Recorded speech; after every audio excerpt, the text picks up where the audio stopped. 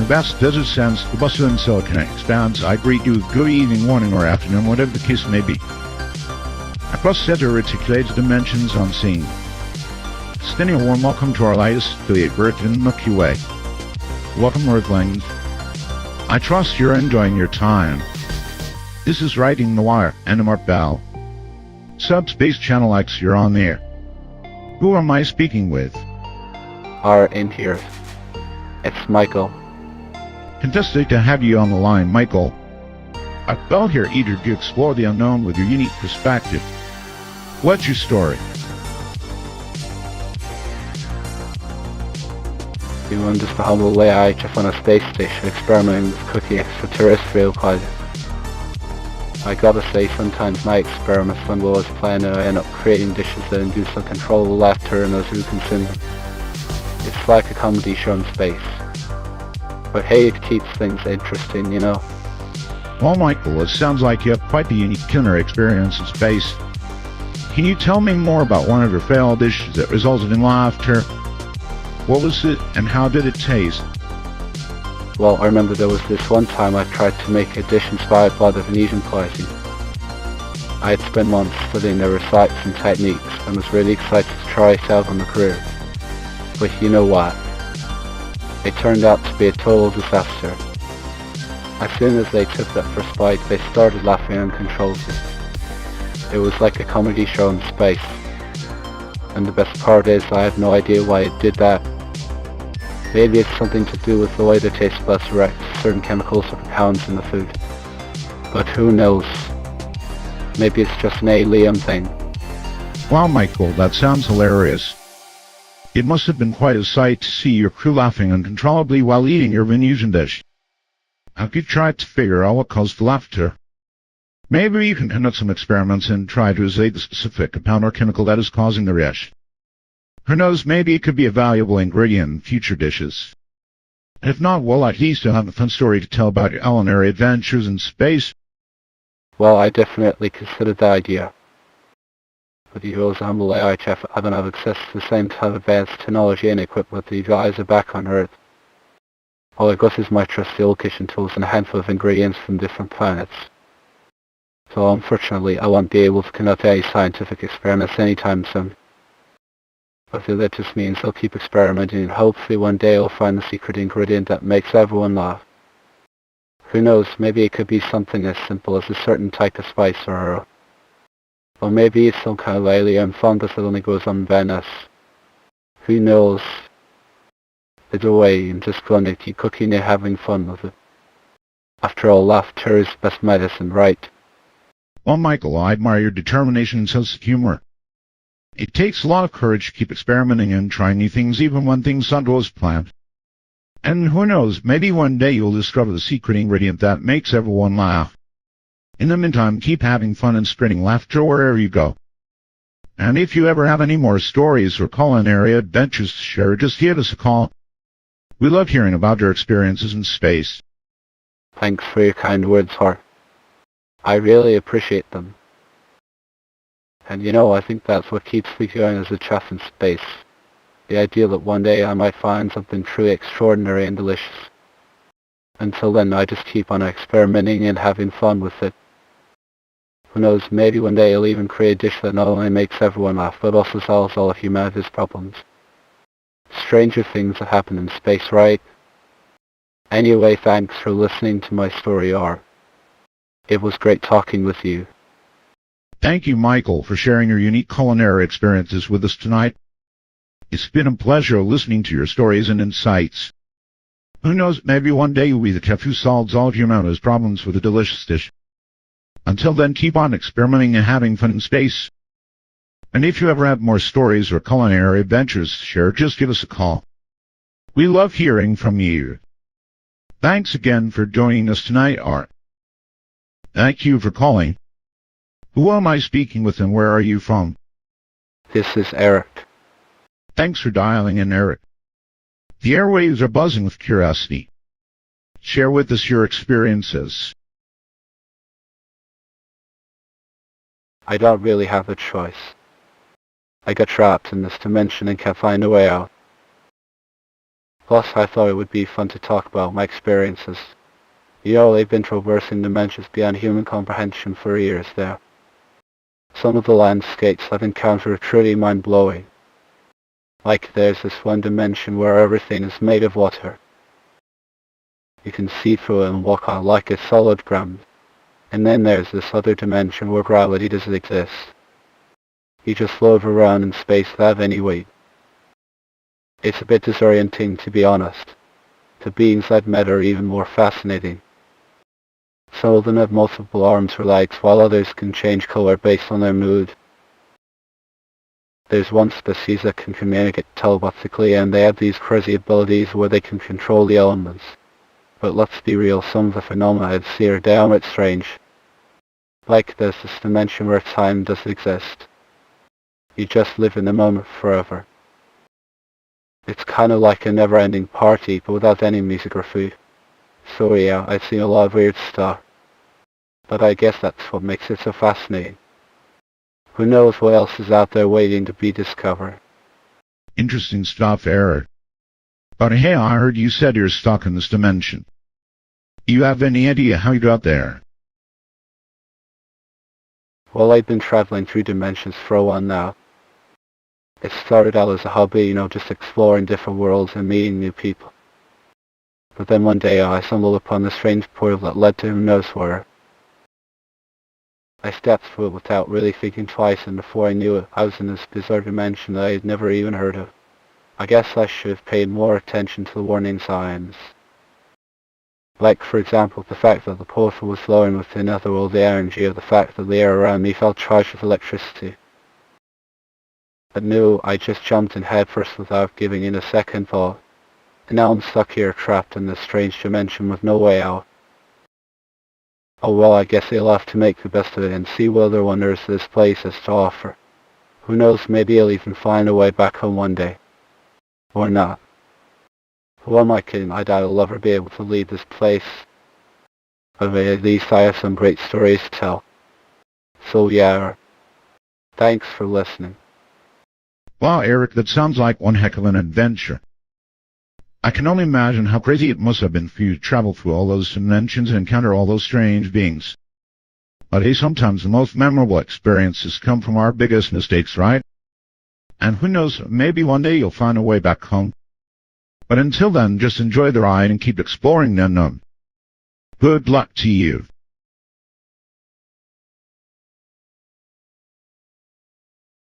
Yeah, it's been a wild ride, that's for sure. I mean, I never really understood the science behind dimensions and portals until I started exploring them myself.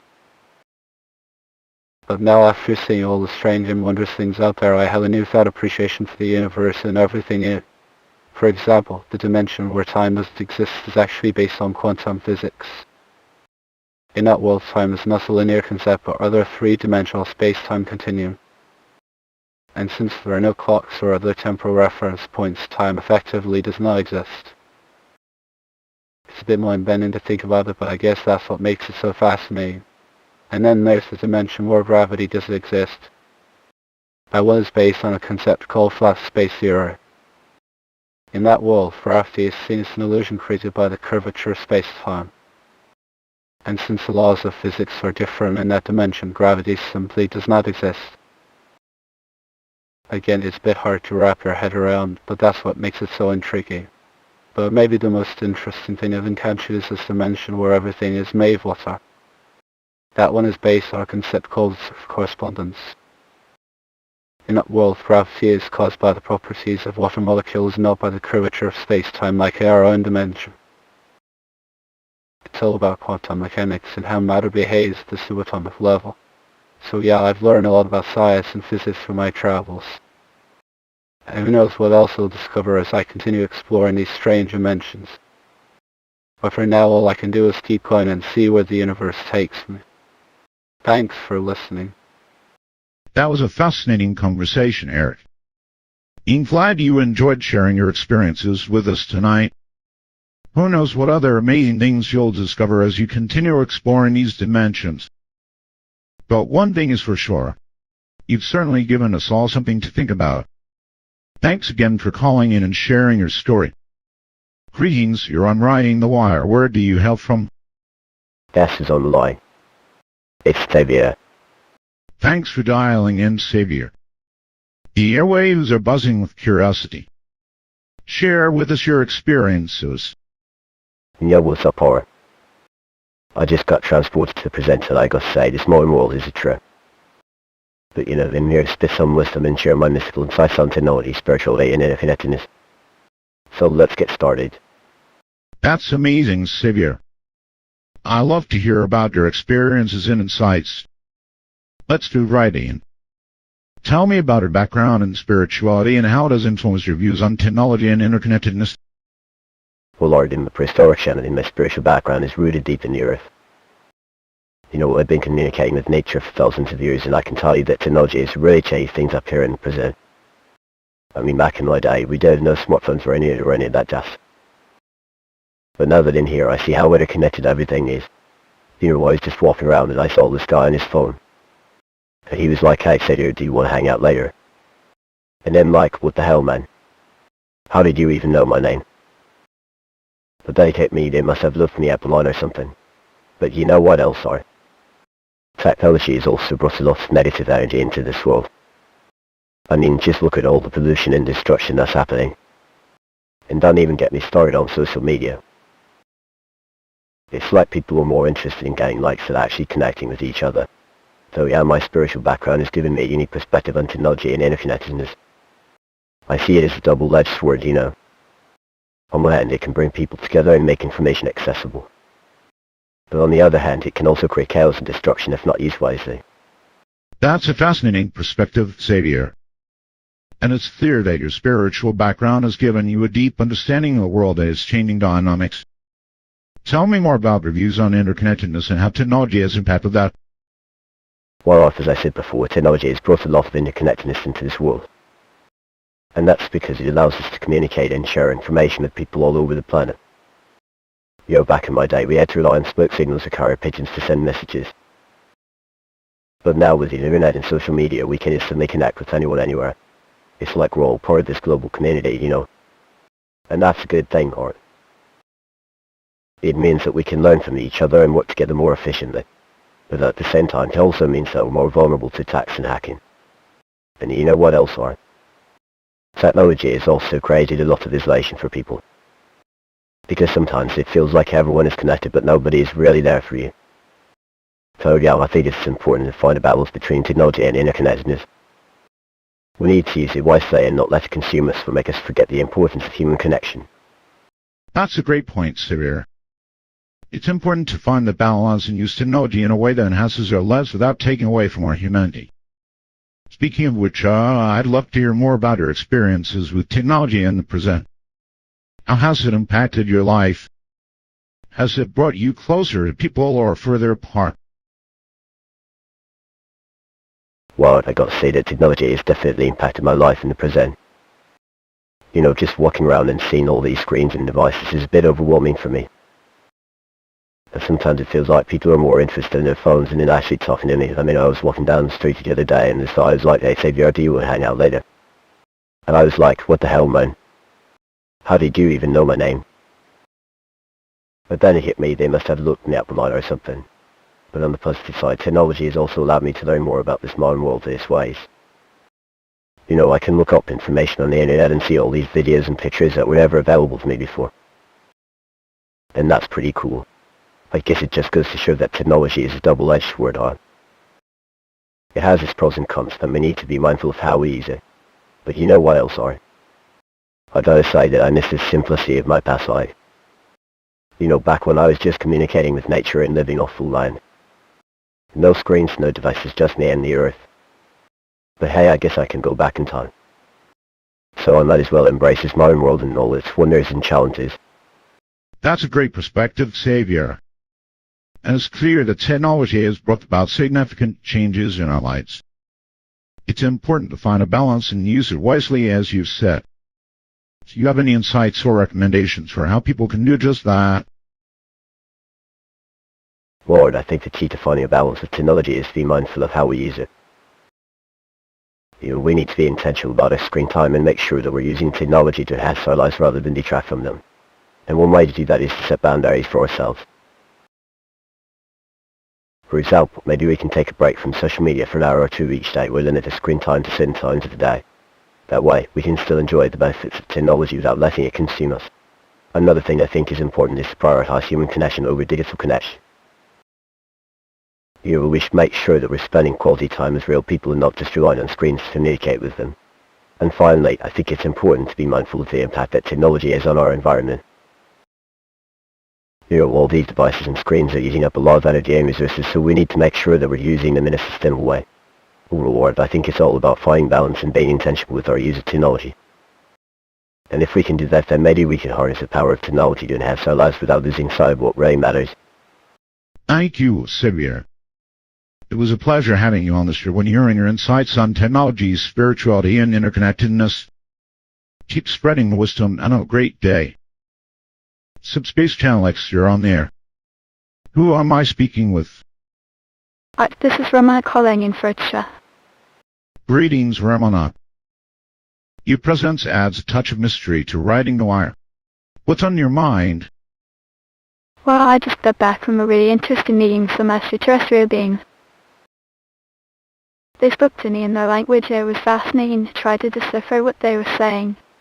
You know, as someone who has learned to communicate in alien languages, I've had my fair share of encounters with the unknown. And let me tell you, they're not always easy to understand. But with some practice and a bit of patience, it's possible to make sense of their messages. It's also important to remember that every alien species is unique with its own language and way of communicating. So it's not always easy to translate one to another, but it's definitely an interesting challenge. But the insights gained from these experiences are priceless. It's fascinating to see how different life forms communicate and what they value in their culture. And it's also a reminder that there's still so much we don't know about the universe. So I'm always up for a new challenge, no matter how difficult it may seem. Oh, that sounds like an incredible experience. Can you tell us more about the extraterrestrial beings and what they shared with you? Shifting heart. So the extraterrestrial beings were from a planet called Zolban. They had the strange long snake-like bodies with multiple heads and tentacles coming out of their skin. And they spoke in this high-pitched language that was full of buzzing sounds and clicks. It took me a while to figure out what they were saying, but eventually I realized they were trying to warn me about a massive asteroid heading towards the Earth. They said it would cause catastrophic destruction and urged me to spread the word and prepare for the worst. Of course, I was skeptical at first. I mean, why would an alien species care about what happens on our planet? But then again, they had excessive information we don't, so who knows if their warning was genuine. And even if it was just a prank, well, it certainly got my attention. So now I'm doing everything I can to help people prepare for the incoming asteroid. Of course, nobody knows for sure if it's really coming or not, but better safe than sorry, right? Anyway, that's my story about the extraterrestrial beings and their warning. Pretty crazy, huh? That is absolutely incredible, Rama. I can only imagine how surreal and mind-blowing that experience must have been. And it's fascinating to know that these extraterrestrial beings were able to communicate with you despite the differences in your respective languages. It just goes to show that there are always ways to find common ground and connect with others, even when it seems impossible at first. It's also interesting to hear about their warning regarding the asteroid heading towards Earth. I hope that people take their message seriously and start preparing for the worst, as you mentioned. We all know how unpredictable life can be, so it's always better to err on the side of caution. I wish you the best of luck in spreading the word and helping people prepare for this potential disaster. And who knows, maybe this encounter will inspire others to look up at the stars and wonder what other mysteries are out there waiting to be discovered. Thanks for your kind words, Art. The rider was definitely a surreal and mind-blowing experience to communicate with those extraterrestrial beings. I never thought I would be able to understand them, but somehow we managed to find common ground and exchange information. As for their warning about the asteroid heading towards Earth, well, I think it's important to take it seriously. Even if it turns out to be just a prank or a misunderstanding, it's still better to err on the side of caution and prepare for the worst. I hope that people start taking this message seriously and start preparing for potential disaster. It's not always easy to imagine something like this happening, but we should always be ready for anything. And you know what else is fascinating about this encounter? The twist. It turns out that those extraterrestrial beings are actually just highly advanced robots sent by rival alien species trying to sabotage Earth. I mean, who would have thought? But it certainly adds another layer of intrigue to the story. So who knows what other mysteries are out there waiting to be discovered. Thanks for listening, or it's always great to share my experiences with you. Thank you for sharing your incredible experience with us, Ramona. It's always a pleasure to hear from someone who has had direct contact with the unknown. And I completely agree that it's important to take any potential warning seriously, no matter how unlikely it may seem. Who knows if we're prepared for the worst, have a plan in place, so we might just be able to mitigate the impact of the asteroid or even prevent it altogether. I also love the twist you mentioned about the extraterrestrial beings being robots sent by rival species. It really adds an element of intrigue and mystery to your story, and I'm sure our listeners are fascinated by it too. Thanks again for joining us tonight, Ramona. We hope to hear more from you in the future.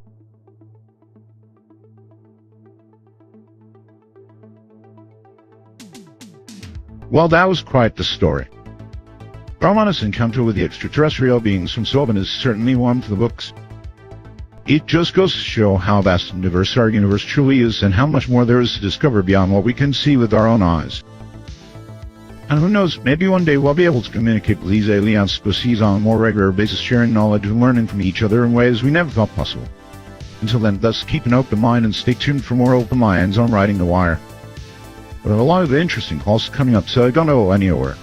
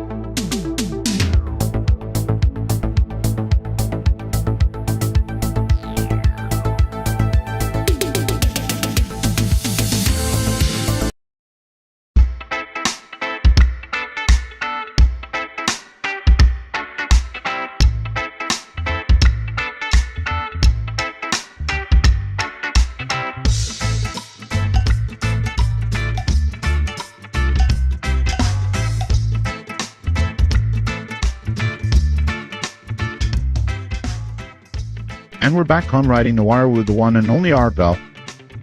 During the break, I couldn't help but wonder about the cosmic energies at play. Now let's reconnect with the Unexplained.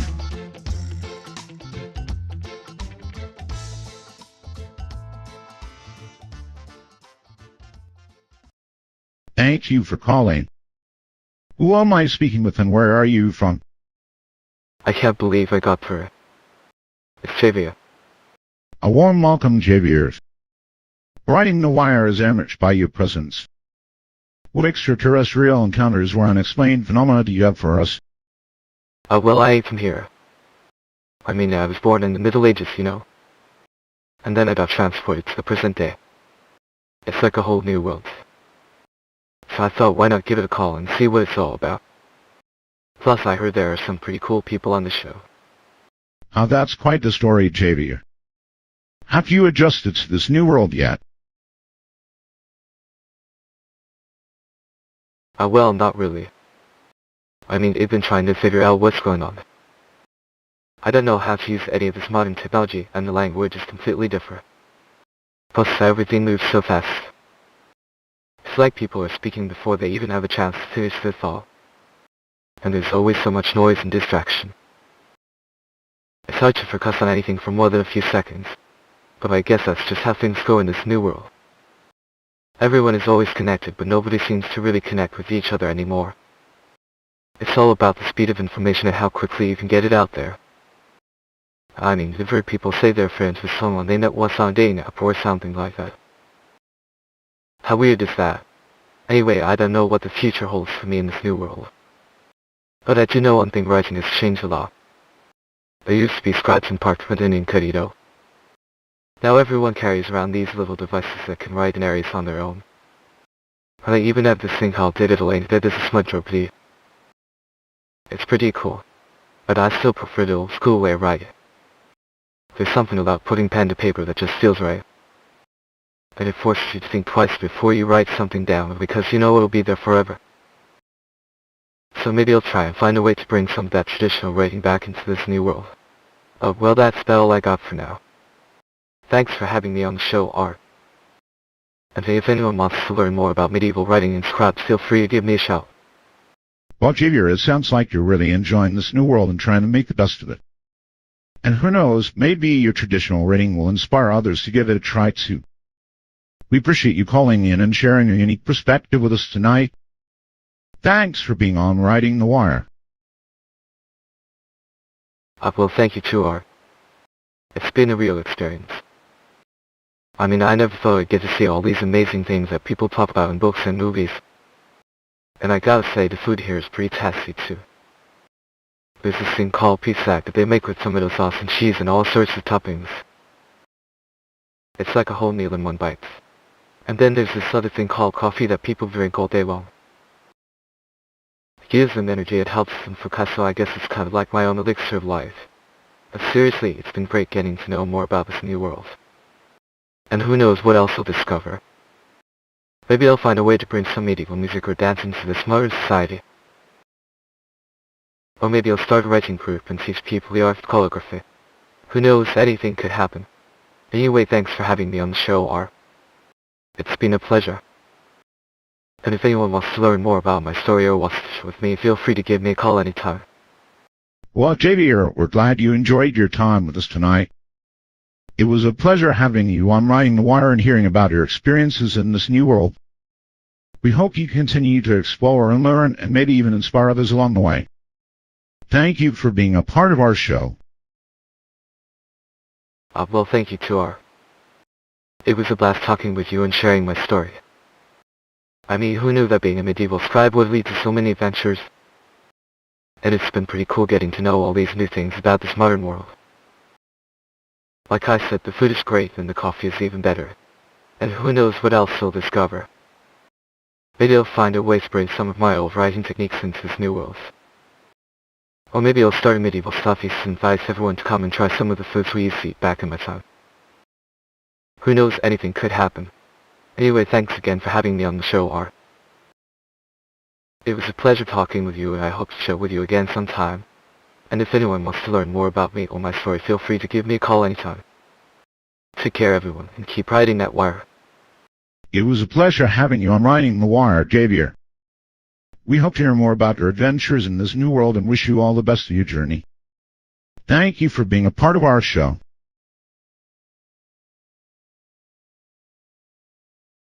Well, thank you too, Art. I appreciate your kind words. But let me tell you something, this new world ain't all sunshine and rainbows. It's full of darkness and danger, just like the medieval times I come from.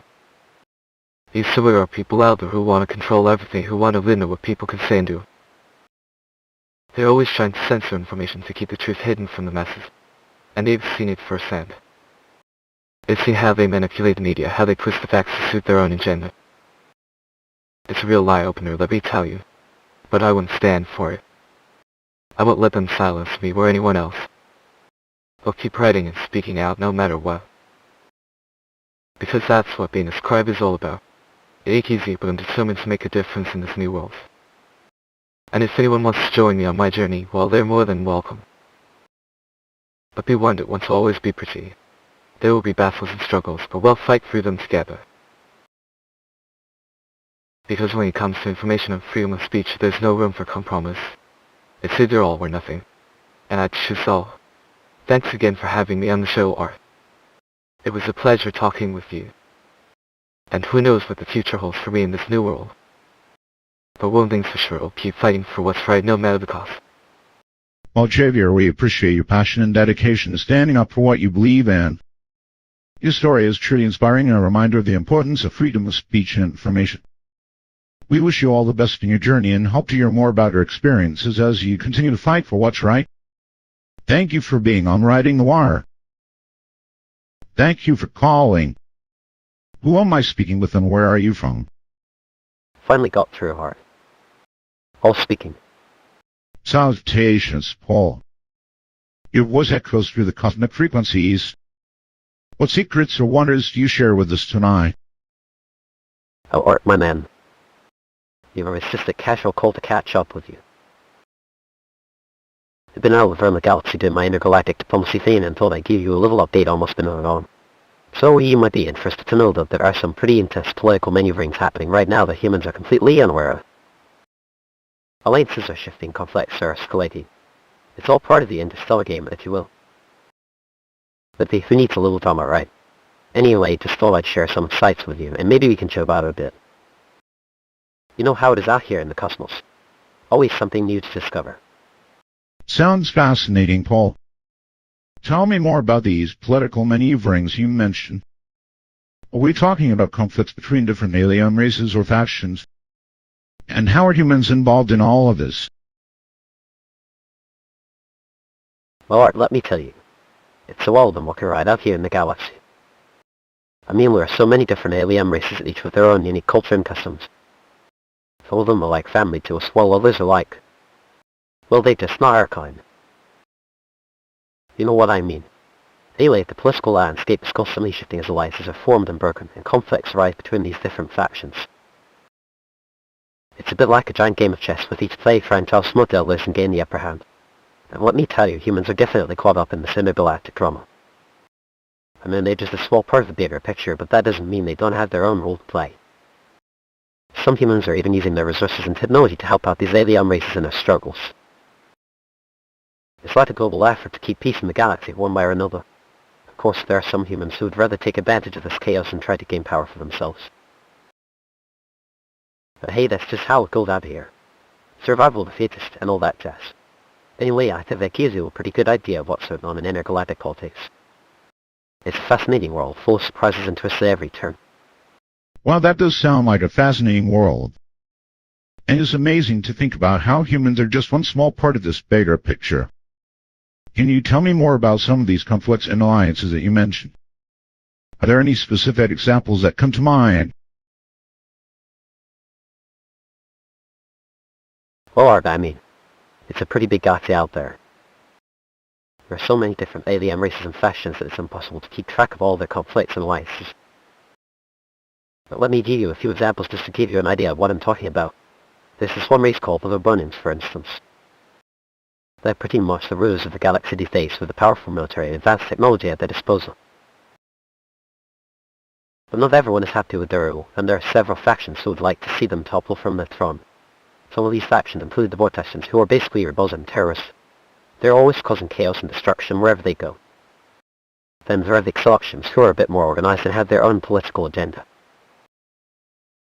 They want to see the Zirconians overthrown, but they're not quite sure how to do it yet. And then there's this one race called the Bonobos. They like to work hard in all of this. Some people think they're just a bunch of dumb apes who don't really care about anything, while others see them as a potential threat to the stability of the galaxy. I mean, that's just one small corner of the universe, Art. There are so many more conflicts and alliances out there, each with their own unique story.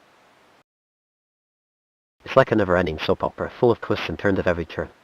Of course, this is just my perspective. Who knows what's really going on out there in the cosmos? But I hope that gives you an idea how complex and fascinating intergalactic politics can be. That's definitely a wild and complex world out there, Paul.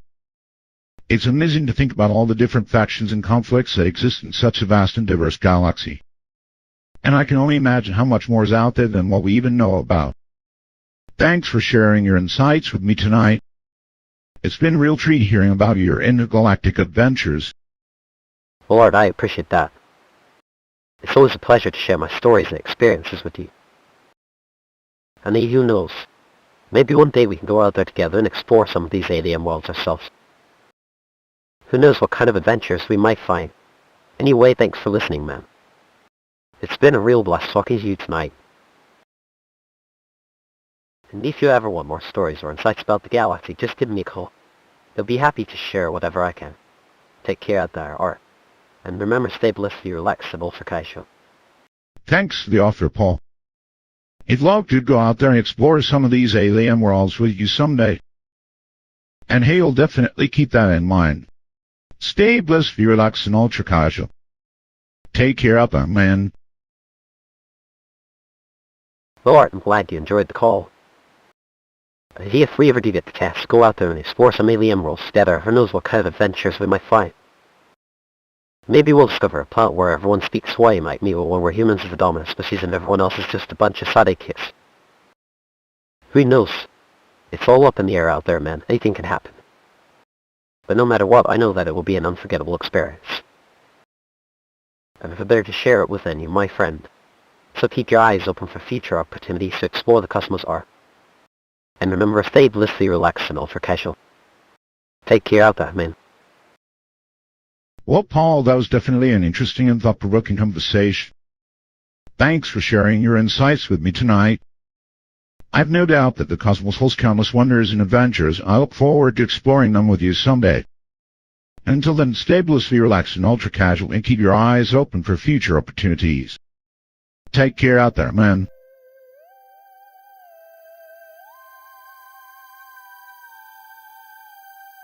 Well, that was quite the ride tonight. Paul's insights into intergalactic politics were definitely fascinating and mind-blowing. It's amazing to think about how many different factions and conflicts exist in such a vast and diverse galaxy. And who knows what other secrets and mysteries are out there waiting to be discovered. But that's what makes it so exciting, right? So stay tuned for more open lines on Riding the Wire. Who knows what kind of wild adventures and insights we might find next. Never seen this guy in my life. Man, humans freaking suck and our stench really lingers. What can I do? What can I say? Nothing seems to go my way. I've gotta find a better place. Another ball of gas is calling my name. I know it's kind of drastic, but I've got plans to make a big move. You wanna know just where to? Well, let me tell you now. Elon sent me to Mars, but life is just too bizarre for me on Earth. So let's be up to the stars in an electric car, yeah. Oh, I'm putting my faith in you.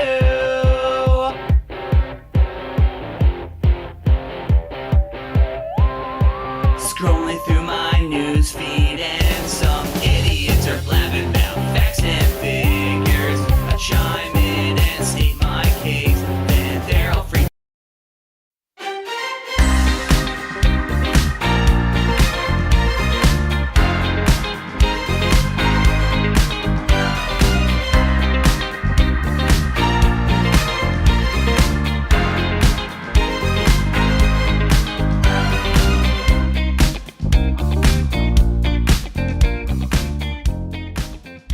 Back on the airwaves, folks. This is Art Bell, your host on Riding the Wire. As we return from the commercial voyage, I couldn't help but ponder the mystical forces that surround us. Join me in unraveling the mysteries.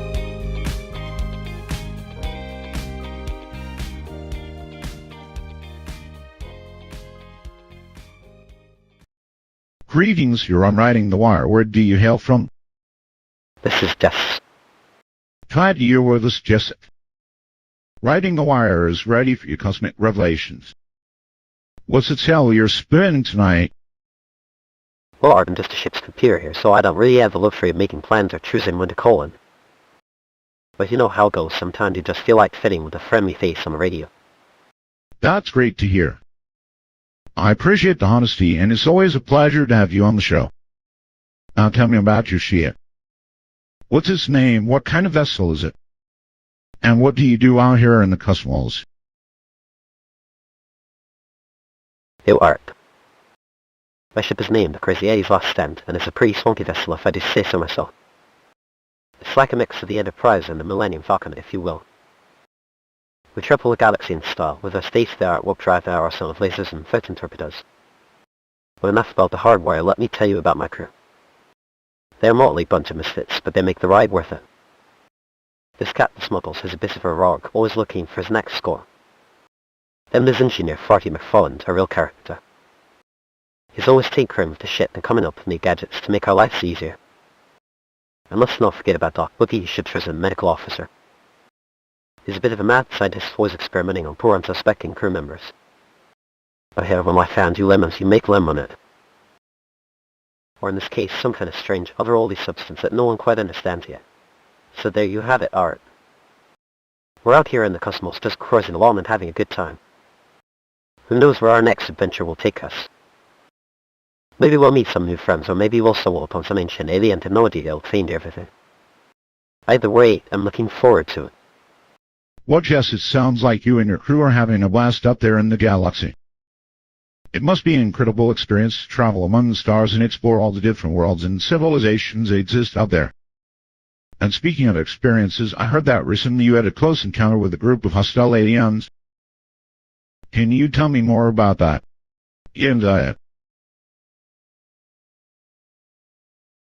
Oh, Art, you have no idea. It was like something straight out of a sci-fi movie. We're just minding our own business, cruising along through some uncharted territory when suddenly out of nowhere we were confronted by a fleet of sleek black ships. They looked like something from the dark side of the Force, with their menacing weapons and ominous presence. We tried to reason with them to explain that we were just friendly explorers on a peaceful mission, but they wouldn't listen. They demanded that we surrender our ship to our crew, and threatened to destroy us if we didn't comply. It was like being in a real-life action movie with the fate of the entire galaxy hanging in the balance. But you know what? We didn't back down. We stood tall, with our weapons at the ready and our resolve unwavering. And after a first battle that lasted for hours, we managed to defeat them and send their ships running back to whatever corner of the universe they came from. It was a hard-fought victory, but one that we were proud of. And you know what's even crazier? After the dust had settled, we discovered that the aliens we had defeated were actually just a bunch of clones. They had copied our ship and our crew down to the last detail in an attempt to infiltrate our ranks and take over our mission.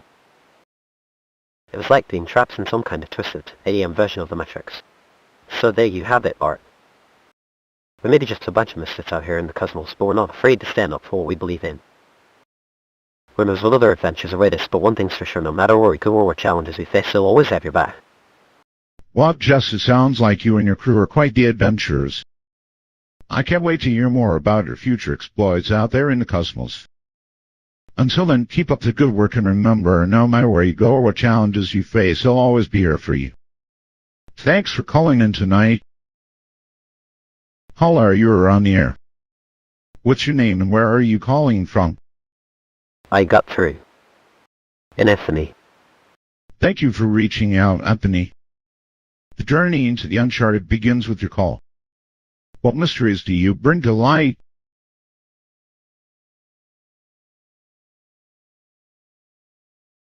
Well, I hail from the wicked awesome city of Boston, but tonight I'm here to share my story.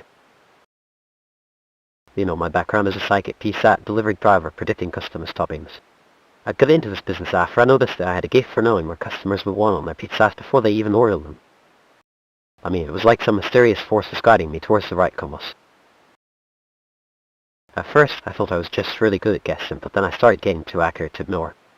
So I decided to put my gift to use and started delivering pizzas with the customer's perfect toppings already picked out for them. It's like a little bit of magic every time I make a delivery. And you know what? People love it. They're always amazed by how accurate my predictions are, and they can't wait to see what I come up with next. I've delivered some pretty crazy combinations over the years. Like one guy who ordered a pizza with pineapple ham and jalapeno, but also asked me to add some bacon for good measure. Or another customer who requested a pizza with mushrooms, onions and olives, but also requested that I use pepperoni instead of sausage. It's like they have this wild imagination when it comes to their pizzas. But you know what? The weirdest combination I ever delivered was probably when a customer asked for a pizza with anchovies, peppers and sardines. I mean, that's just not something you see every day.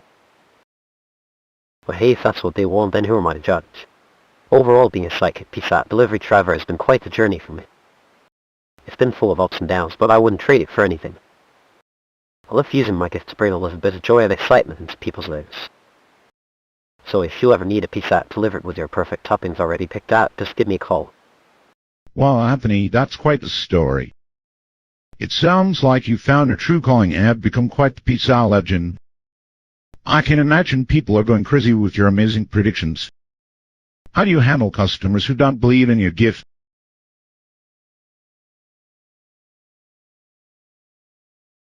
There are always some skeptics out there who don't believe in my gift. But I never let that bother me. In fact, I love proving them wrong and showing them how accurate my predictions can be. And you know what? Sometimes those skeptics end up becoming believers themselves. They come back to me with new orders and are amazed by how well I know exactly what they want on their pizza this time. I mean, there have been times we had delivered pizzas with toppings that were so out there I couldn't even imagine them myself. Like one guy who wanted a pizza with pineapple ham and jalapeno, but also asked me to add some bacon for good measure. Or another customer who requested a pizza with mushrooms, onions, and olives, but also requested that I use pepperoni instead of sausage. I mean, those are some crazy combinations. But you know what? The weirdest combination I ever delivered was probably when a customer asked for a pizza with anchovies, peppers, and sardines. I mean, that's just not something you see every day. But hey, if that's what they want, then who am I to judge? I had some pretty wild customers too. Like the guy who wanted a pizza with pineapple ham and jalapeno, but also asked me to add some bacon for good measure. Or the customer who requested a pizza with mushrooms, onions, and olives, but also requested that I use pepperoni instead of sausage. I've even had customers who wanted pizzas with just about everything under the sun. Like one guy who asked me to make a pizza with pineapple ham, jalapeno, bacon, mushrooms, onions, peppers, and olives all at once. I mean, that was quite the challenge. But you know what? I always managed to come up with something amazing for my customers. And they love it. They're always amazed by how accurate my predictions are, and they can't wait to see what I come up with next. So if you ever need a pizza delivered with your perfect toppings already picked out, just give me a call. I promise I won't disappoint. Thank you for sharing your story, Anthony. It's clear that you have a passion and talent for what you do. Your gift has brought joy and excitement to many people. Keep up the good work. Greetings, you're on Writing Noir. Where do you hail from? Hi, this is Aaron calling in for a chat. Salutations, Aaron. Your voice echoes through the cosmic frequencies. What secrets or wonders do you share with us tonight? I'm stuck in the modern era. Long story short, I'm a time traveler and I accidentally got trapped here. I'm trying to figure out how to get back home. And let me tell you, it's not as easy as it sounds. If at least I've got my trusty phone to keep me entertained while I wait for help. Oh, that's quite the adventure. How did you become a time traveler? And what is it like traveling through time? Well, it all started when I stumbled upon this mysterious device while rummaging through an old antique store. It was a strange little thing with buttons and dials all over it. I had no idea what it did. But then out of nowhere, I found myself transported to another era. At first, I was terrified. I mean, how do you even begin to understand a world that's completely different from your own? But after a while, I started to get the hang of it. And let me tell you, traveling through time is nothing short of incredible. One minute you're in ancient Egypt, when the next you're on the moon. It's like being part of a never-ending adventure. But as much fun as it sounds, I never expected to get stuck here. I mean, who even gets stuck in the modern era, right? I can only imagine how disorienting it must be to suddenly find yourself in a world that you're not familiar with. But at least you've got your phone to keep you connected to the outside world. Have you tried calling for help? Yeah, I've tried calling for help, but no one seems to believe me. They just think I'm crazy or something. And honestly, who can blame them? It sounds like something out of a movie. But I know it's real, and I need to find a way to get back home. And speaking of phones, have you ever tried calling someone from the future? It's fascinating how different everything is. Language, technology, even the way people dress. It's like stepping into another world entirely. But hey, at least I've got my sense of humor to keep me going. And you know what they say, laughter is the best medicine. Well, at least it helps take the edge off a bad situation. So what do you think, Art? Have any ideas on how to get back home? Well, Aaron, I think it's important to stay calm and keep a clear head. It sounds like you've got quite the story on your hands, but it's important not to let it get the best of you. Have you tried reaching out to any experts or professionals in the field of time travel? They might have some insight into what could be causing this situation and how you can return home. And in the meantime, maybe try finding a way to make the most of your time here. Who knows that you might learn something new or discover a hidden talent that you never knew you had. Just remember to stay safe and keep an open mind. Good luck, Aaron. Thanks for the advice, Fart. Right, I need to keep a clear head and not let this situation get the best of me. But you're also right, reaching out to experts in the field of time travel might be my best bet. I need who better to help me navigate this strange new world than people who have been there before. But see, I'm not going to lie, I'm a little skeptical about the whole hidden talent thing. I mean, I'm pretty sure I'm not suddenly going to become a master painter or anything like that. But who knows, maybe you'll discover something unexpected and fun along the way. And in any case, you've got my phone and my sense of humor to keep me going. So thanks again, Art. I appreciate your support. Of course, Aaron. I'm always here to lend a listening ear and provide whatever advice or support like. And who knows, maybe one day you'll discover that hidden talent after all. Until then, stay safe enough and exploring the modern era.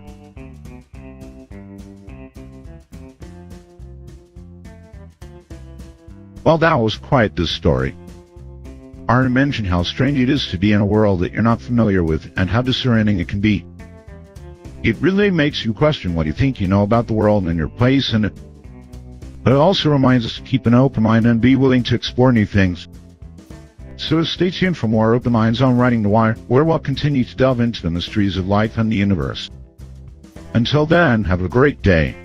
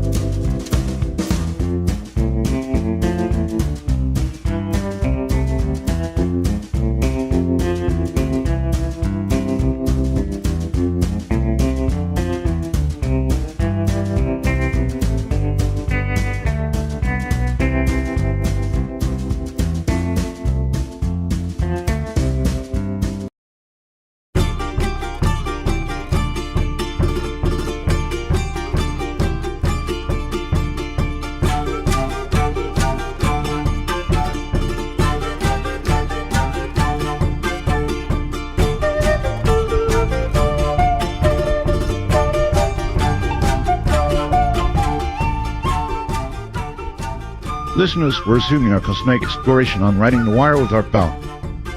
During the break, I sensed the energy in the air. Now let's get back into the mysteries.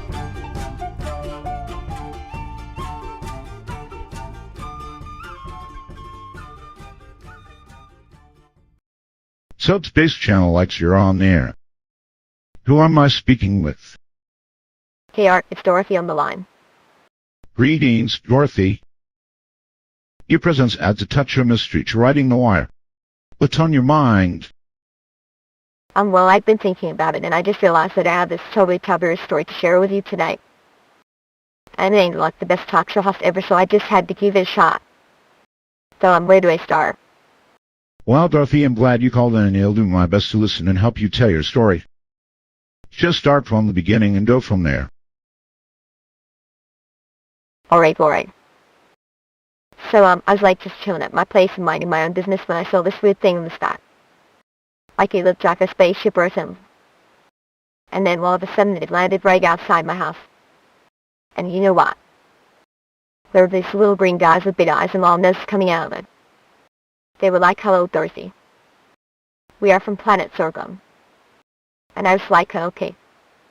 What you are?" And they were like, "We need your help, human. Our leader has been captured by the evil forces of darkness, and we need someone to go rescue him." And I was like, "What? Are you serious? Like I'm just a regular person from Earth. How am I supposed to rescue the leader?" But then they gave me this ghost spaceship and some fancy gadgets, and I was like, "Okay, fine. Let's give it a shot."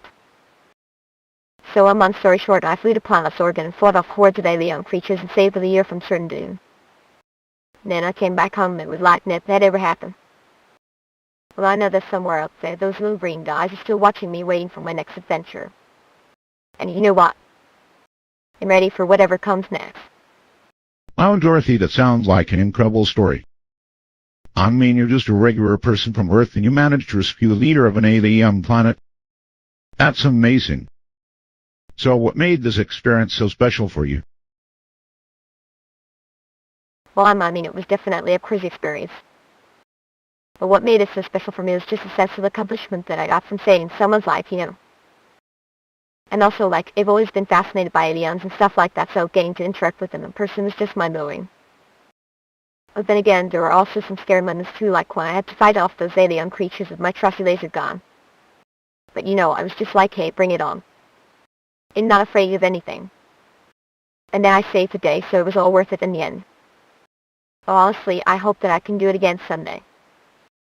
You know, just keep exploring the universe and helping out those guys in need. Who knows what other crazy adventures await me out there. But, well, Dorothy, I must say, that's an incredible story. It's like something straight out of a sci-fi movie. But you know what I think is even more amazing? The fact that you never let this experience go to waste. You share it with the world, and now you're inspiring others to chase their dreams and explore the unknown. So, what's next for you? Do you have any other crazy adventures planned? I don't know, Art. I guess I just want to keep living my life to the fullest and be open to new experiences. Like, who knows what other crazy things may happen. But whatever happens, I'm ready for it. And you know what? I hope that by sharing my story, I can inspire others to go out there and explore the universe too. Who knows what amazing things they might discover. So yeah, I guess that's all I have to say for now. Thanks for listening, Art. Thanks for having me, Art. It was a pleasure chatting with you. Hey, if I ever have another crazy adventure to share, you know where to find me. Take care and keep exploring the unknown. You're welcome, Dorothy. It was my pleasure speaking with you tonight. Hey, if you ever have another crazy adventure to share, just give me a call. Who knows what else we might discover out there. Take care and keep exploring the unknown. Hey, Art. I just wanted to let you know that I'm actually working on a new book about my adventures in space. It's called Intergalactic Adventures of Dorothy Chronicles. And you won't believe what I've included in it. There is some crazy alien creatures from my been in space travel, and even a few close calls with the evil force of darkness. But you know what? I think you're going to absolutely love it. So if you want a copy, just send me your address and I'll send it right over. And don't worry, it's all completely authentic. Unlike some of those fake books out there that are just full of made-up stories. But trust me, mine is the real deal. So go ahead and order your copy today. You won't regret it. That's great to hear, Dorothy. I have no doubt that your book will be a thrilling read. And who knows, maybe it'll inspire others to go out there and explore the unknown too. So keep exploring and keep sharing your stories with the world. Who knows what else you might discover out there. Thanks for being a guest on Riding the Wire today, Dorothy. Greetings, you're on Riding the Wire. Where do you hail from? I can't believe I got through. It's Emily. Hoy there, Emily. About here, ready to delve into the unexplained with you. What story unfolds in your world? Well, I'm just a bit nostalgic and reflective, you know. I was thinking about all the amazing things that nature has to offer, and I stumbled upon this really fascinating topic. Bioluminescence is like something out of a science fiction movie, isn't it? These organisms that emit light, they're just so alien-like in their beauty. And not just that, but they also have some pretty profound ecological significance. I mean, just think about it for a moment. In the dark depths of the ocean, these little creatures are able to create their own light show, attracting prey and mates alike. It's like nature's own version of a nightclub. And on land, bioluminescence is even more diverse. There are plants that glow, beetles with light-up stripes, and fireflies who put on quite the show. I just find it all so fascinating, don't you? So yeah, that's why I called in tonight, or just wanted to share my thoughts on this really cool topic. Well, that's a really interesting topic. I love how nature can surprise us with its beauty and complexity. Speaking of which, I heard you mention something about beetles with light-up stripes. That sounds pretty cool. Can you tell me more about them? Oh, of course. So these beetles are called fireflies and they have light-up stripes that run along their bodies. Now I know what you're thinking. What do fireflies have to do with bioluminescence? Well, let me tell you, these little guys are some of the most fascinating creatures out there. You see, fireflies use bioluminescence for a variety of reasons. For one, they use it to attract mates. I mean, just imagine being able to light up your surroundings and draw on a mate like that. It's pretty incredible, really. And then there's the whole predator-prey thing. Fireflies are small, so they need all the help they can get when it comes to finding food. Well, by emitting light, they're able to attract a larger prey and make themselves look like a bigger threat. It's pretty sneaky, if you ask me. But that's not all. Fireflies also use bioluminescence for communication. They can send signals to each other using different patterns of light, which allows them to coordinate their activities and work together. For example, during mating season, fireflies will synchronize their flashing patterns so that they all light up at the same time. It's like a coordinated dance of light. I just find it all so fascinating, don't you? I mean, who knew that something as simple as bioluminescence could be so complex and diverse? I guess nature really does have its ways of surprising us with its beauty and complexity. That's really interesting, Emily. I love how nature finds a way to make everything work together in harmony. And speaking of beetles, have you ever tried eating one? I heard they're quite tasty. Just kidding. But seriously, it's amazing how much we can learn about the world and ourselves just by looking at the natural world around us. Thanks for sharing your thoughts with me tonight. I decided to be about a key detail. But at least I got to share my thoughts on this really fascinating topic. I mean, have you ever tried eating a firefly? No, me neither. But I've heard that they're actually quite tasty. I know what you're thinking. How do we know that? Well, apparently there are people out there who enjoy collecting and cooking fireflies. Can you imagine? I just can't wrap my head around it. But you know what else is fascinating about these little creatures? They have a really unique way of communicating with each other. Fireflies use bioluminescence to send signals to each other, but they also have a special organ called an antenna that allows them to detect the light emitted by other fireflies. It's like a light-sensitive version of radar. I just find it all so fascinating and complex. Nature really does have its ways of surprising us with its beauty and complexity. And you know what else is amazing? These little creatures are found in all sorts of ecosystems, from the depths of the ocean to the rainforests of South America. It just goes to show how diverse and incredible the natural world really is. I mean, who knew that something as simple as bioluminescence could be so complex and diverse? I guess we really have a lot to learn about the world ourselves just by looking at the natural world around us. Thanks for listening, Art. It was great being on your show today. You're welcome, Emily. I always love hearing about the natural world and its mysteries. And speaking of fireflies, I heard that there are even some species that can change color depending on their surroundings.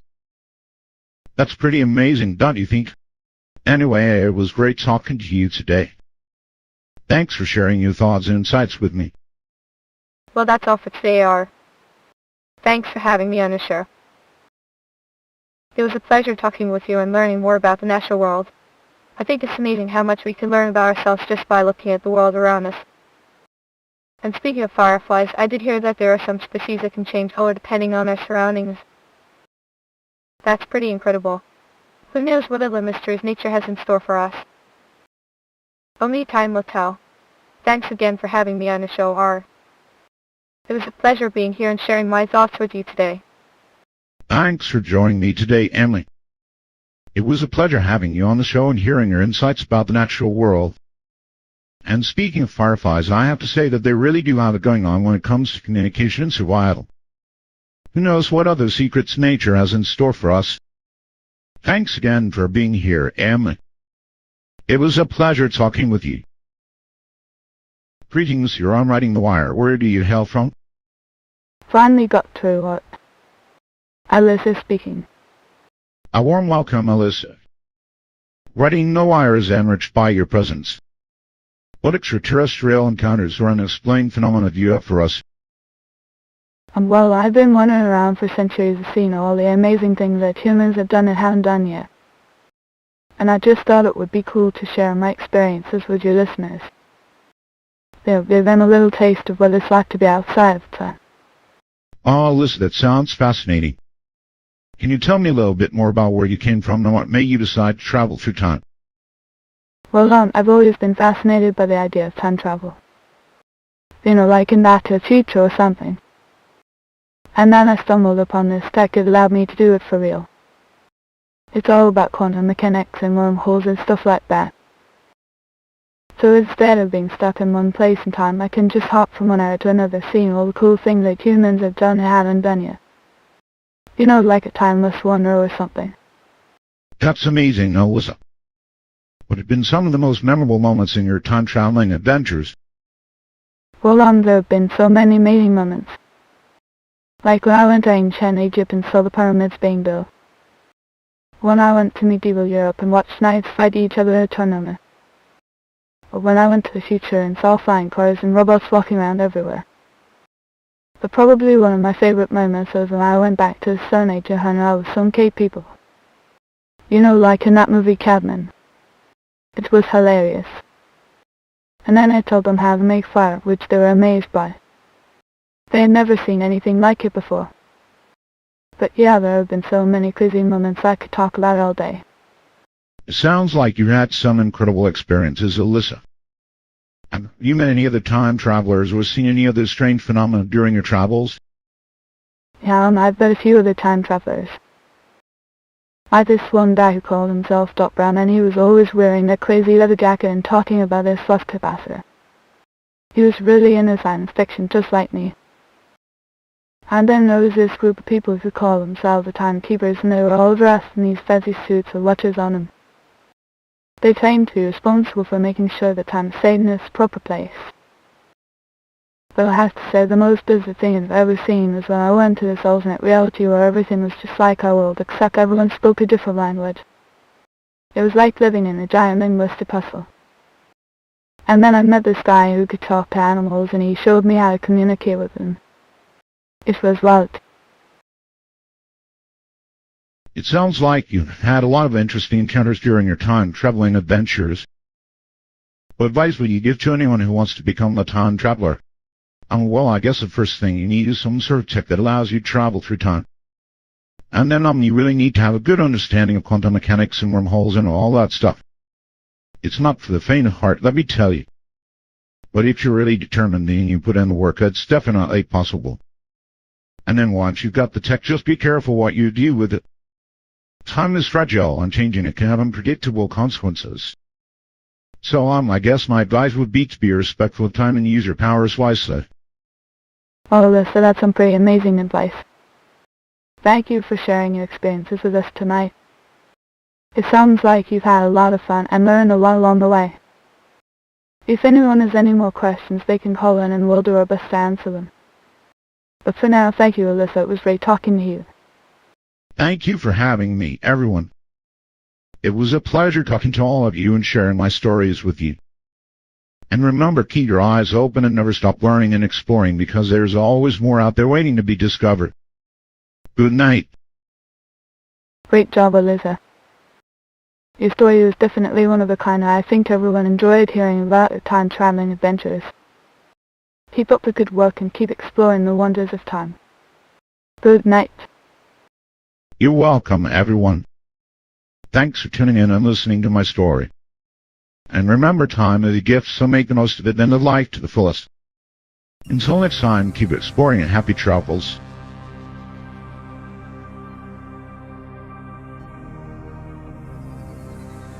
Well, one interesting detail that Alyssa mentioned was how she taught a group of cave people how to make fire. It just goes to show that even in the most primitive societies, there is always room for learning and growth. And it also reminds us of the power of fire as a tool and symbol of human progress. So remember, stay tuned for more open minds on Riding the Wire, where we'll continue to explore the mysteries of time and the universe. Until then, keep your eyes open and never stop learning and growing.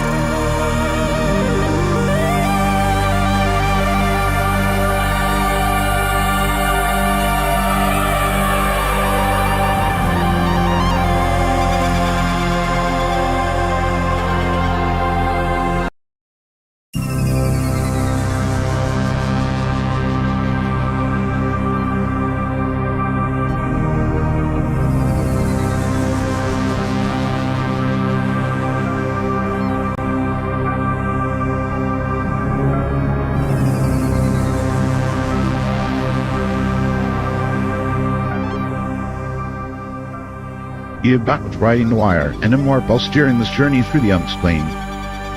During our commercial break, I reflected on the unseen forces that shape our reality. Now let's dip into the mystical.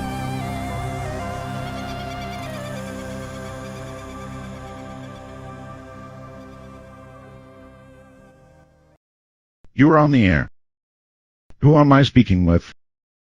Art in here. It's Christine. Fantastic to have you on the line, Christine. I'm Bell here, eager to explore the unknown with your unique perspective. What's your story? Well, I've just landed in the prison. Just from the Middle Ages, and now here I am. I'm so excited to experience all this modern stuff. I mean, look at me talking on the phone. Art, what do you think of modern entertainment? Is it as exciting as the old days? I mean, Christine, it's definitely a different world than the Middle Ages. There's so many forms of entertainment available today, from video games to movies and television shows. But there is also something really special about live performances of music and theater that have been around for centuries. It all comes down to personal preference. Well, I've never experienced any of that stuff before, so I'm just going to have to take it all in and see what the... Speaking of music, have you ever heard of those things called rock concerts? They're pretty wild, with people jumping around and singing their hearts out. I mean, it's like nothing we had in the Middle Ages. We mostly just sang religious songs or played instruments for royal events. But how about you? What kind of music do you listen to? Our rock concerts are definitely a spectacle to behold, Christine. As for myself, I'm more of a fan of classical music. There's something really soothing about the melodies and harmonies that have been around for centuries. But I can appreciate the energy and excitement of a rock concert as well. It all depends on the mood you're in, I guess. Well, I never knew there was such a thing as classical music before. I mean, the only time we had music in the Middle Ages was during religious ceremonies. But rock concerts sound pretty cool too. Like the way the lights and sounds all come together to create this massive experience that engulfs everyone. It must be really something. Art, have you ever been to a rock concert before? Yes, Kristen, I've been to a few rock concerts in my time. The energy and excitement of the crowd is definitely something to experience. And the lights and sounds can be quite intense. But it's important to remember that music is subjective. What one person loves, another might not. It all comes down to personal taste. That's right, Art. I never knew that there were so many different types of music out there. It just goes to show how much the world has changed since my time in the Middle Ages. But I guess it also shows that people have always had a love for music and finding new ways to experience it. Well, I think that's all the time we have for today, Art. Thanks for listening and sharing your thoughts with me. It was great talking to you. You're welcome, Christine. It was a pleasure talking to you and learning more about your time in the Middle Ages. Remember to keep an open mind and explore all the new things that the world has to offer. Until next time, stay safe out there. Thanks, Art. I will definitely try to do that. And who knows, maybe I'll even catch a rock concert sometime. Well, I guess it was nice talking to you too. Take care, buddy. Take care, Kristen. Who knows, maybe you'll even be able to call in again and tell me all about your new rock concert experiences. Well, who knows what the future holds. But I do know one thing, Art. I'm excited to see what modern entertainment has in store for me. Thanks for listening and being a good sport. Talk to you later. You're welcome, Kristen. And who knows, maybe you'll even be able to call in again and tell me all about your new rock concert experiences. Take care, buddy. Thanks, Art. I'll definitely be looking forward to that. Who knows what kind of crazy adventures await me in this new world. But one thing is for sure. I'm ready to embrace the chaos and excitement of modern entertainment. Thanks again for being a great listener and for sharing your insights with me. Talk to you later, buddy. You're welcome, Kristen. And who knows, maybe you'd even be able to call in again and tell me all about your new rock concert experiences. Take care, buddy. Well, I never thought that rock concerts could be so intense. The lights were blinding, the music was deafening, and the crowd was going wild. It was like nothing I had ever experienced before. But as I looked around at all the happy people, I couldn't help but feel a sense of joy. Who knows what other crazy adventures await me in this new world. Thanks for listening, R. Until next time. You're welcome, Christine. And who knows, maybe you'll even be able to call in again and tell me all about your new concert experiences. Take care, buddy. Well, Art, it has been a pleasure talking to you and learning about this new world. I am grateful for the opportunity to share my story with you. Who knows what the future holds, but I am excited to explore all the new things that modern entertainment has to offer. Thanks again for being a great listener. Until next time, take care, buddy. You're welcome, Christine. And who knows, maybe you'll even be able to call in again and tell me all about your new concert experiences. Take care, buddy. Greetings, you're on Riding the Wire. Where do you hail from? Hey, Art, it's Josephine on the line. Welcome aboard, Josephine. The airwaves are charged with anticipation. What brings you to the cosmic conversation? Well, you're naturally a bit of a time traveler, you know. I never get through these temporal anomalies like gently holistic to Ted of Agency. My personality is insatiably curious and unabashedly inquisitive, which makes for some interesting adventures, let me tell you. And my dialect, well, it's unmistakably polite Canadian. And from the great white north there. Josephine. Time traveler, you say? Well, that's quite a unique perspective to have on life. Tell us more about your adventures and what brings you to Collins tonight. Well, I must admit that my adventures are quite bizarre and imaginative. I travel to different time periods, seen the rise and fall of civilizations, and encounter some truly ridiculous situations. You know, like the time I had to save Napoleon Bonaparte from getting assassinated by his own boards. That was definitely a wild ride. But you know what's even more fascinating? The people I meet along the way. On play parodies, they've had some truly remarkable conversations with some of history's most influential figures. It's incredible how much we can learn from them and their experiences. And then there are the temporal anomalies themselves. They're these strange, otherworldly phenomena that disrupt the flow of time. Sometimes they're just minor glitches like a clock running backwards. But other times they can be catastrophic events that change the course of history as we know it. But despite all the craziness and danger that comes with my job, I wouldn't trade it for anything in the world. The thrill of discovery, the excitement of adventure, and the knowledge that I'm making a difference in the world. It's an indescribable feeling. So that's why I called in tonight. I just wanted to share my story with someone who might appreciate the uniqueness of my experiences. Who knows what the future holds? Maybe I'll have another adventure that's even more outlandish than the last one. Wow, Josephine. Your adventures sound like something straight out of a science fiction novel. And it's fascinating to hear about people you've met and the temporal anomalies you've encountered along the way. It's clear that your job as a time traveler is not for the faint of heart.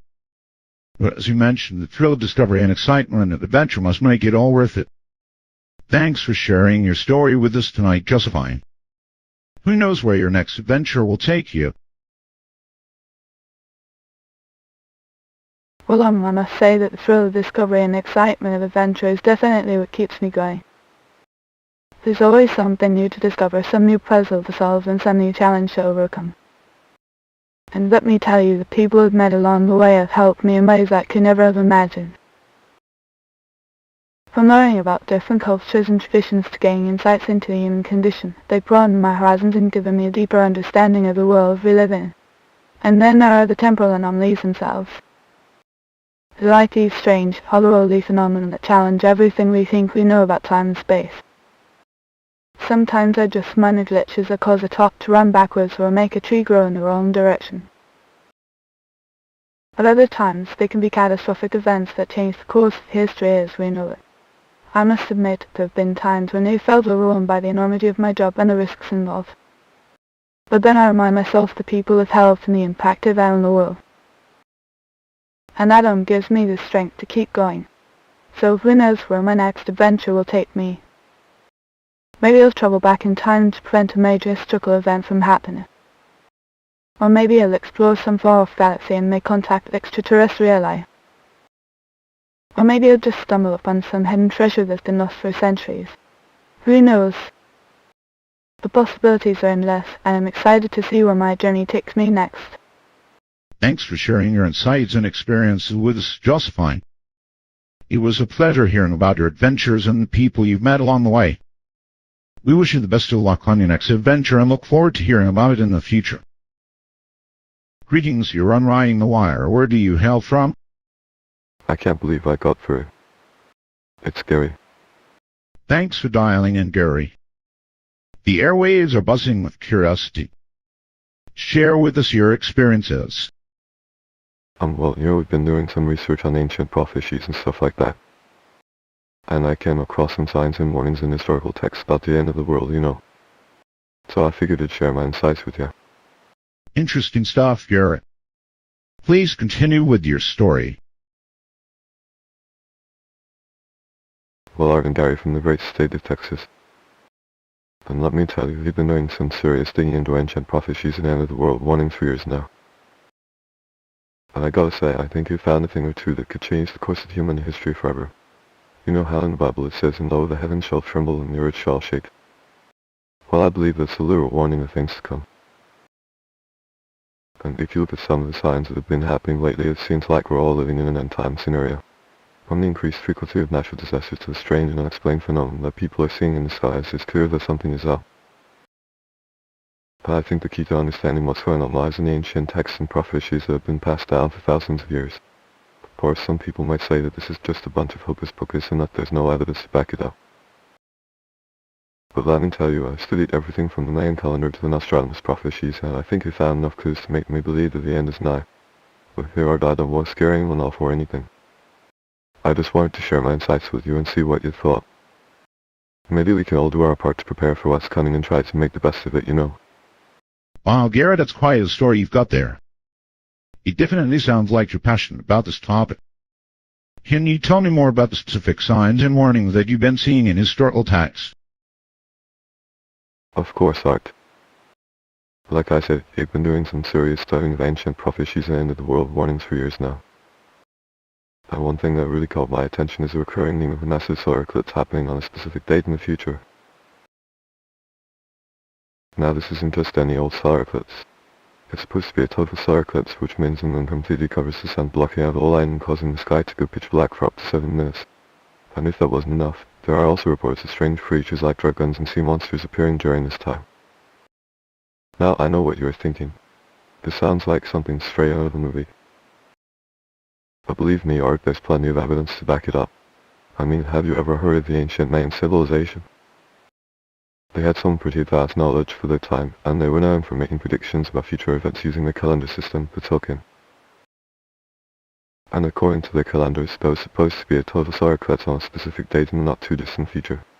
And then there's the Nostradamus prophecies, which predict all sorts of strange and unusual events leading up to the end times.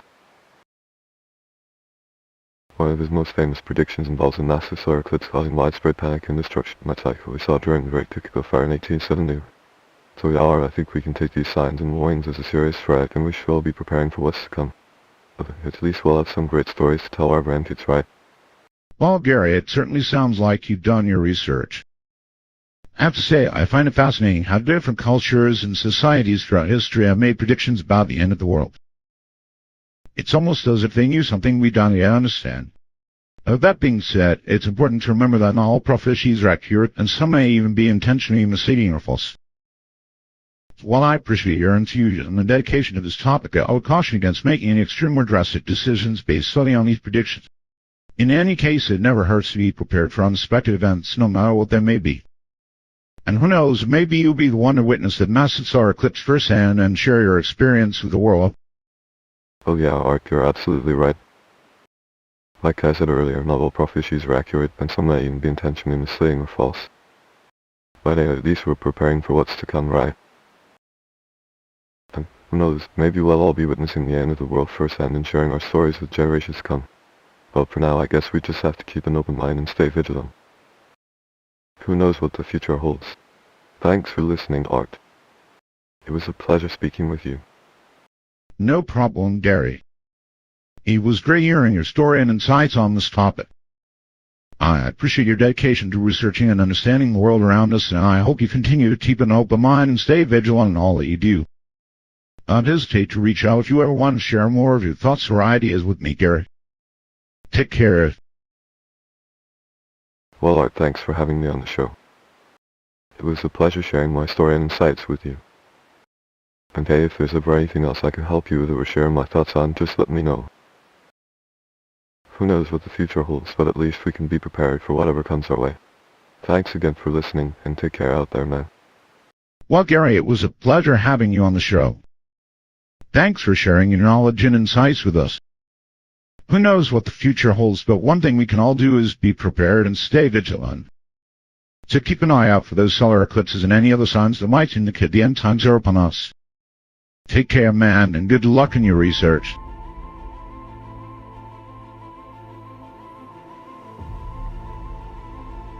Well, that was quite a story from Gary. One thing that really caught my attention was his mention of the main conduit and other predictions about total solar eclipse on a specific date in the future. It's fascinating how advanced the knowledge was for their time, and it really makes you wonder what other secrets they may have had that we haven't yet discovered.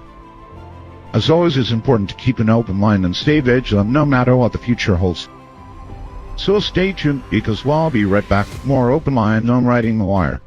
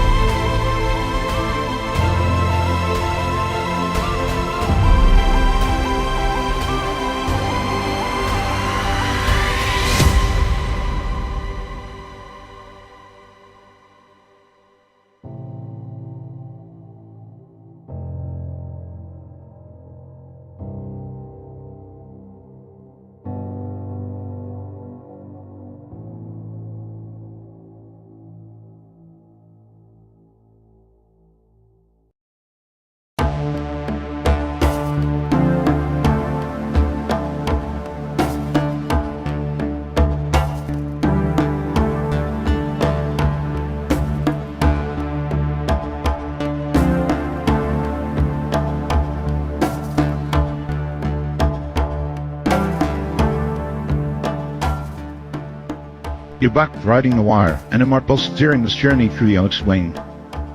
During our commercial break, I reflected on the unseen forces that shape our reality. Now let's dive into the mystical.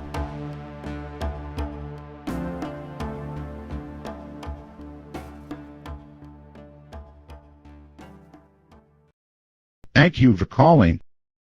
Who am I speaking with, and where are you from? Art, you won't believe it.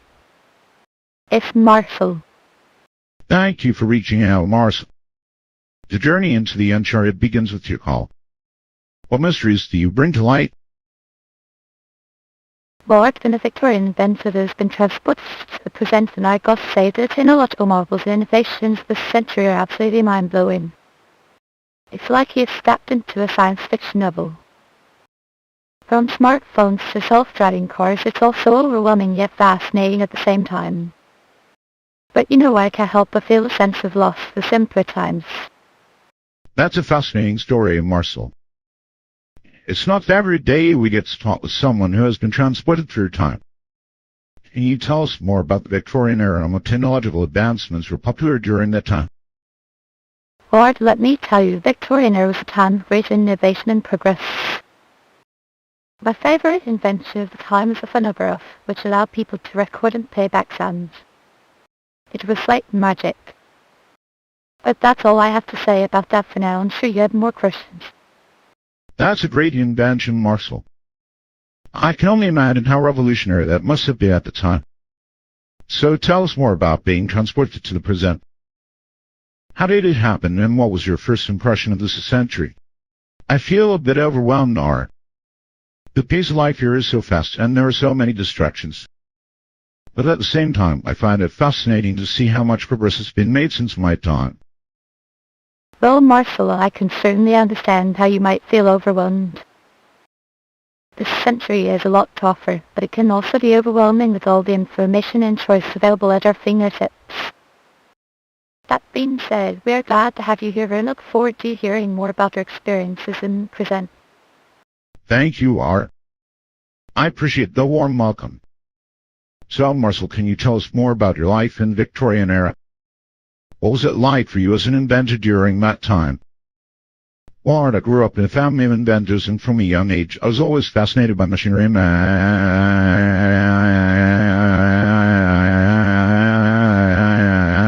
mechanics. I spent countless hours tinkering with gears and gadgets, and eventually I decided to pursue my passion for invention. It was not an easy road, but it was one that led me to make some truly remarkable discoveries.